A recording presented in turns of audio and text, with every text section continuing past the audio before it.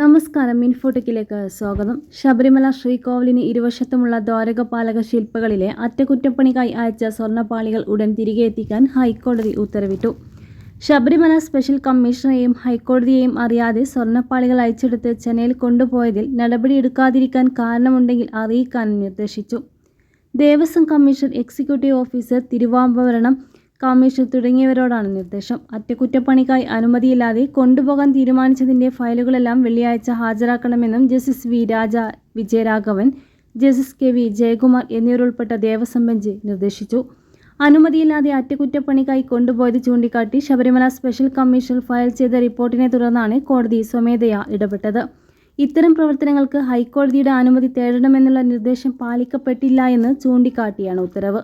Review petition സമർപ്പിക്കണമെന്നും Devaswom board.